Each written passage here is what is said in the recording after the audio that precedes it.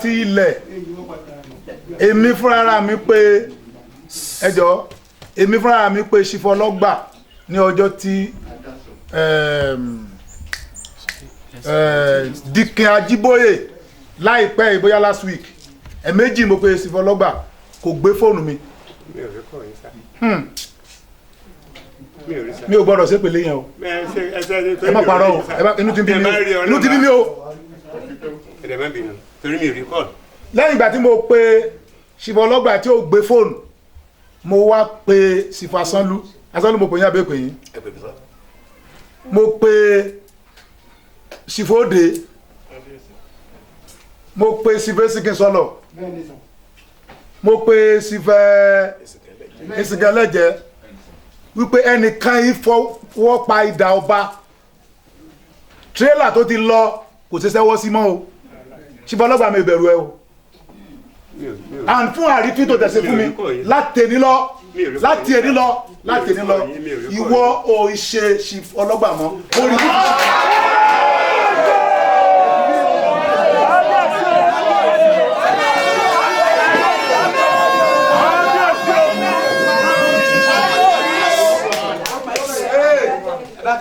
mo yọ ọ́ ní Ọlọ́gbà Ìsànlú Ìsìn títí nítorí pé kò sí ẹni tí bí nǹkan tá a lè pè ní ìtẹ̀síwájú ní Ìdólúyàn títí wàá fífayé lẹ̀ àyè yóò ṣòfò ni bẹ́ẹ̀ ni ní àfihàn o àyè yóò ṣòfin ni àwọn ilé ẹ nǹkan tó tàwọn sọ ni wípé pé àwọn ò fẹ́ kọ́ wá sáàfin mọ́ ìwà àti ọ̀rọ̀ tó tẹ́ ń sọ àti ìṣe tó ṣe sí gbogbo òlú òòyẹ ní olóyè Ìsànlú Ìsìn mọ́ àti ní lọ́jọ́ ìná 22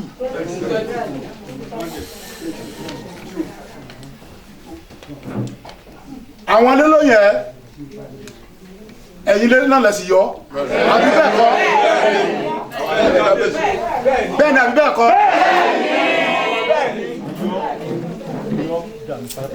ọba sì bá lórí ohun gbogbo kò sí olóyè kan nínú ìtàn tó wà tó wí láti ní lọ o gbọ́dọ̀ jẹ́ ṣífù mọ́ o gbọ́dọ̀ pàrédé ara ẹ gẹ́gẹ́ bí olóyè ìlú mọ́ ibi tí òun bá ti gbọ́ pé o pera ẹ ní Chief Ọlọ́gbà Ìsànlú Ìsìn ọlọ́pàá gbé ọ.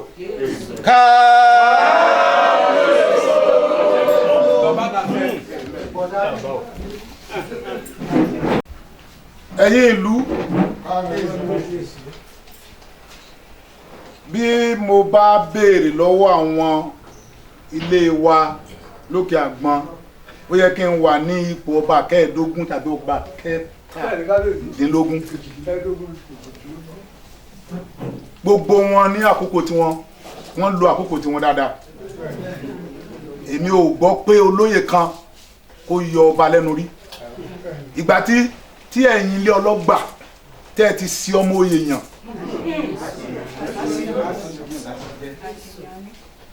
àtìgbà náà ó ní wàhálà ti dé báyìí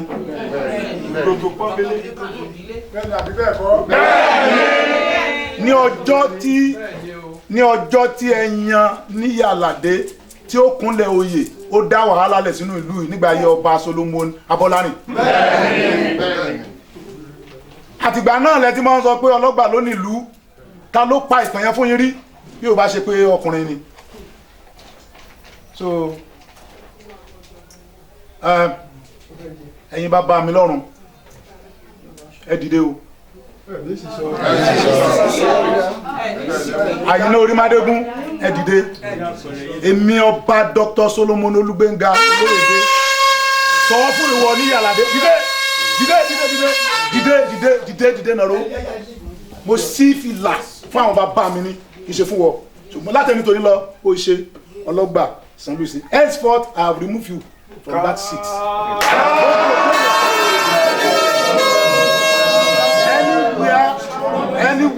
Anywhere you want to go, you can go.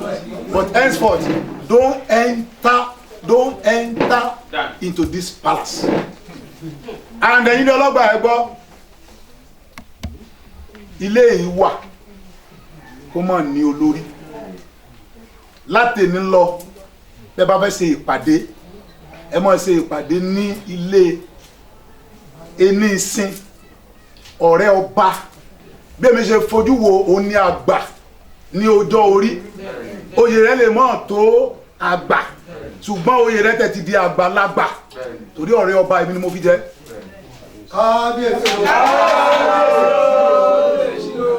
Gbogbo ìpàdé tẹ́ bá ṣe tó connect mọ́ ilé ọlọ́gbà ilé rẹ̀ nìkan tí mo ṣe because ọ̀dọ̀fin ó wà ní under suspension àdè ti parí ẹ̀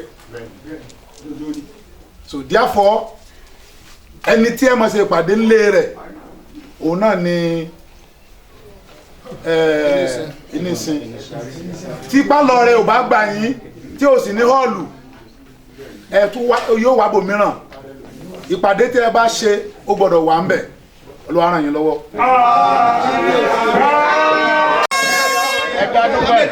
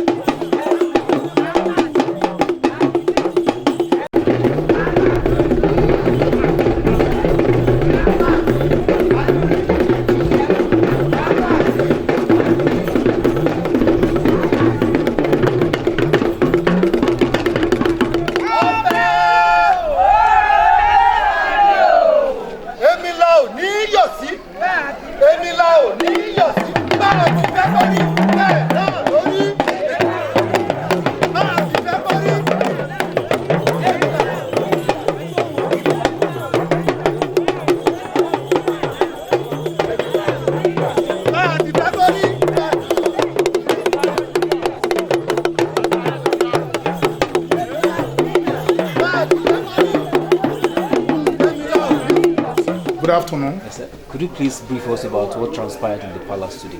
Oh, thank you. God bless you. In the palace of Olusin of Isanlusin, I over Dr. Solomon Olubenga Oloyede. Today, 22 June 2020, at the palace of Olusin, I saw the group of people from Ile-Ologba, and they came to lodge their complaint about their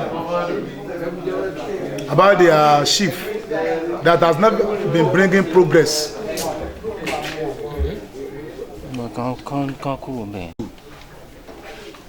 June 2020, at the palace of Olusin Sanlusin, the group of people from a compound of Ile-Ologba, they came and lodged their complaint about mischief of their shift. Continuously. They said there was no progress since this man called Niyi Alade came to power as the leader of their clan. There's no progress. He has never made any male to be junior chief or even a little eyed chief. And on the land issue, it has been causing a lot of controversy. It has been causing controversy within the clan, and it's affecting the whole community. The chiefs, they themselves lodged their complaint against him. We asked him to explain himself. He could not defend all the allegations against him from his people. He was trying to postpone the judgment, but we look at it that since he has been doing it and is not ready to change, he has been suspended from the palace thrice. This is the 4th time, and this one is indefinite suspension.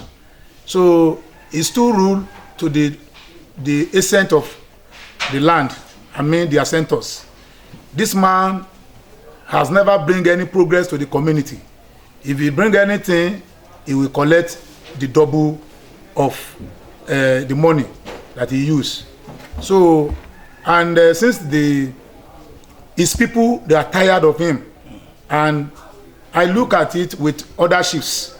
If it's not being removed, then if it continue like this, a lot of havoc will be happening, and it has been affecting the community, and it continue affecting the community. It's not the first Ologba. The Isanlu since onset, they have been in that clan. They have been having Ologba. Ologba is third rank to the Kabiyesi, and they used to support Kabiyesi in bringing progress to the community. But in his own case, the very day that he was pronounced as Ologba, he created problem into the community and to the clan of Okeagbon by saying Ologba Lonilu, and that one caused a lot of fighting. Even my predecessor regretted that he was appointed by his people. So, but today when these people came, I can't jeopardize their wish, since that is what they want. And the community, the chiefs in the palace, they themselves, they said yes, they have testimony against him and support what the family have said. And myself personally, he has done a lot of havoc to me. All what he's doing is just doing it so that the seat will be hot. I will find it difficult to control the community, and of which, since I am first class Oba in this local government, and I'm the chairman of Obas in council, if I cannot control a chief under me, that means why am I calling myself a leader? So that's why I have to join the people. And not only that, I called him 3 hours, he did not pick my call. I said I received to him, he refused even to call me till this morning. So supposing he has made, I have seen a kind of changes and is ready to change, then the judgment will not be like that. But since it's not ready, and all those Baba that spoke, they testified to it that it can never change. So that is what happened today in Palace of Olusi. Obviously, you said the former High Chief was actually given fair hearing by the council. Yes, was given fair hearing by this council. This is not the first time of his suspension. Before this one came up, we've suspended him for about 4 times. Even all this time we used to fine him, and he will pay it. And it will not up to 2 weeks. He will start another thing again. So the family that came, they are the one appointed him. So, and brought him to the palace. So we accommodated him. He's making things difficult for us, and they also are complaining. So they are more than him in number. So, do you actually suspend him indefinitely, or you remove him as Ologba of Isanlu? He has been suspended indefinitely, and he has been removed from Ologba Isanlu. He should not pronounce himself, he should not parade himself as Ologba of Isanlu, since the family who appointed him have removed him. Thank you, sir. Yeah.